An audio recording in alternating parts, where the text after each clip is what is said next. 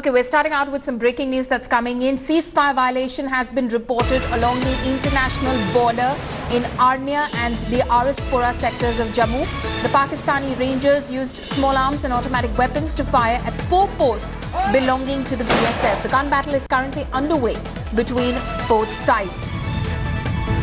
My colleague Ashwini Kumar now joins us for more details. Ashwini, give us details. What is exactly happening in these two sectors from where we're reporting on Pakistan having violated the ceasefire?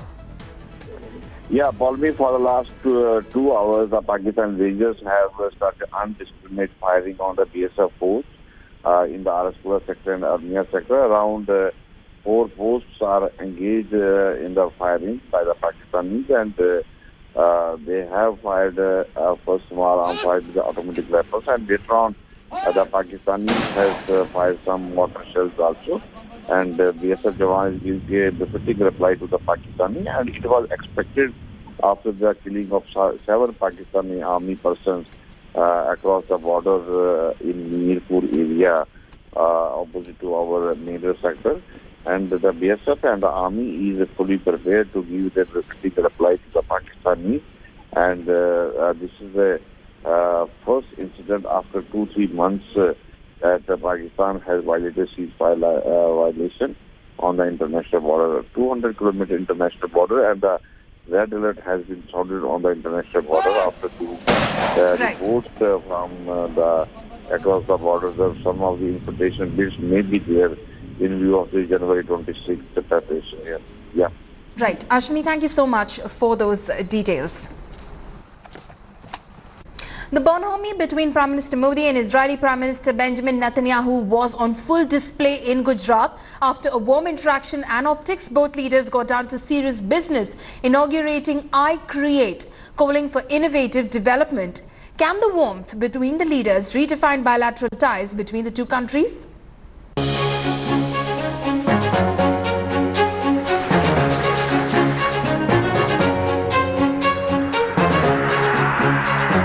After hugs, mutual praise and bonhomie, Modi Bibi getting down to some Gandhigiri. On day 4 of the Israeli Prime Minister's trip to India, show shifted to Modi's home turf. Modi was once again present to receive his close friend at the Ahmedabad airport. A mega roadshow took the Netanyahus and Modi to Mahatma Gandhi's ashram at Sabarmati.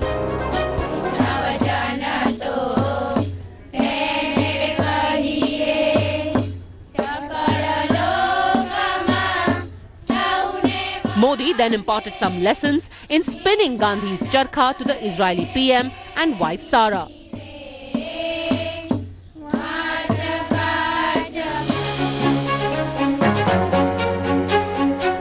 Both the Prime Ministers also tried their hand at flying a colourful traditional kite, even as a bemused Sarah looked on.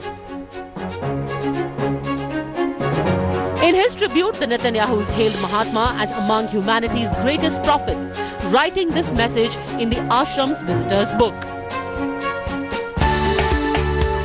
After a warm interaction and optics, both leaders got down to serious business, visiting I Create in Gujarat that boosts innovation and entrepreneurship. There, they both called for innovation in development. Both the leaders kept the bonhomie alive, with Israeli Prime Minister concluding his speech with Jai Hind, Jai Bharat, Jai Israel. I shall always be honored, and I shall always treasure the moment that you decided to inaugurate this visionary center on my visit, on the visit of the Prime Minister of Israel. Jai Hind, Jai Bharat, Jai Israel. Thank you, Prime Minister Modi. Thank you all. मैं Shri Netanyahu और उनके साथ आए delegation के अन्य सदस्यों का एक बार फिर से स्वागत करता हूं और उनका आभार व्यक्त करता हूं. Shalom and Toda Rabba.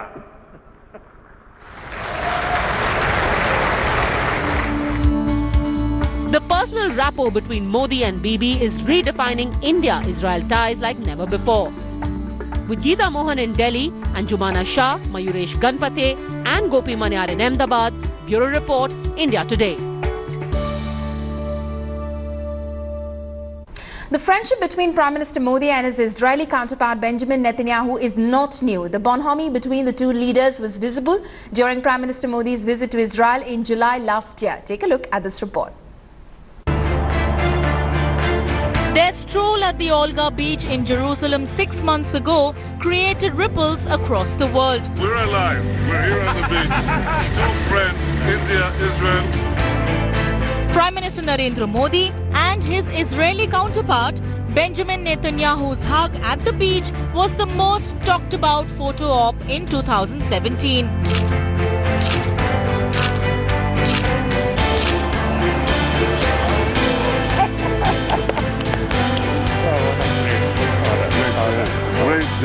It was a historic moment as Modi was the first ever Indian Prime Minister to visit Israel. आपका स्वागत है मेरे दोस्त. Shalom, Leklam, Anisemia Mayod, Lehiat Po.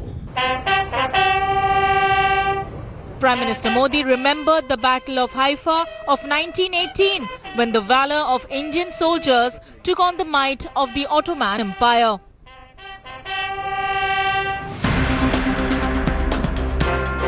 As the two leaders embraced, they set their eyes on a common target.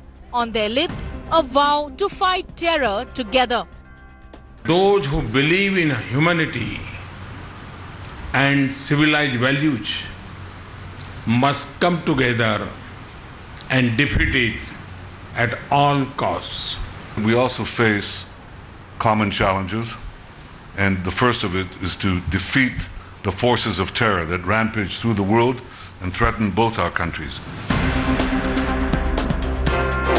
What began as camaraderie between the two leaders and a demonstration of the water purification vehicle at the Olga beach a reality as Israel gifts India with the GAL mobile water desalination unit. Sky is the limit as this bond deepens and the India-Israel dosti blossoms. Bureau Report, India Today. Defence Minister Nirmala Sitharaman flew a Sukhoi 30 at the Jodhpur Air Base, becoming the first woman Defence Minister to fly the combat vehicle. Take a look.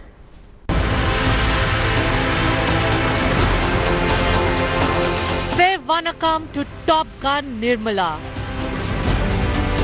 That's right, India's first full-time woman Defence Minister just got her fighter wings after strapping into a Sukhoi 30 combat jet for a sortie over Western India. The mission was clear. Nirmala wished to fly to get a sense of what India's frontline pilots undertake every single day.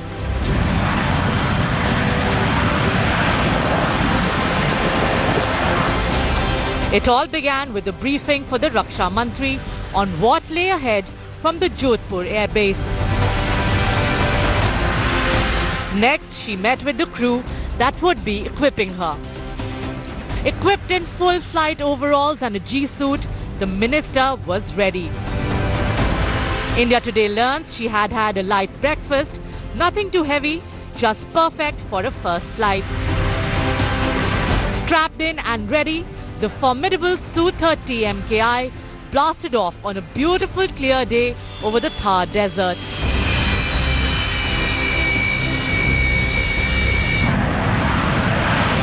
In the air, Nirmala was given an extensive demonstration of the Su-30's capabilities. She even took over controls for a few minutes. 45 minutes later, the Defence Minister was back on Earth, a smile on her face, exhilaration and respect in her voice. It was a great experience. It was an eye-opener in terms of the preparation and also to see what level of alertness will have to be exhibited by our pilots. I'm indeed very proud and very thankful that I've gone through this experience because it actually tells me what rigor in practice and what level of readiness and how quickly they have to respond to situations. I'm very grateful to all of you. After her sortie, Nirmala does what she loves best as Raksha Mantri. She interacted with the air warriors at Jodhpur and congratulated them on their professionalism, high state of morale and motivation. Nirmala Sitharaman becomes the second woman politician to fly the Su-30 MKI after President Pratibha Patil. But as the country's first full-time defence minister, the flight is hugely symbolic, especially since 2018 will see India's first female fighter pilots strap in for service.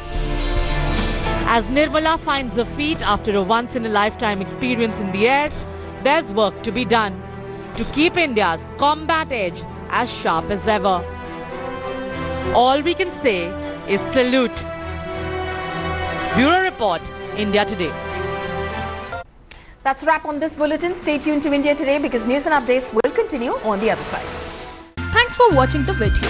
For more such news and updates, please like, share and subscribe to India Today. Also check out our other great videos from our channel. We know you would love to.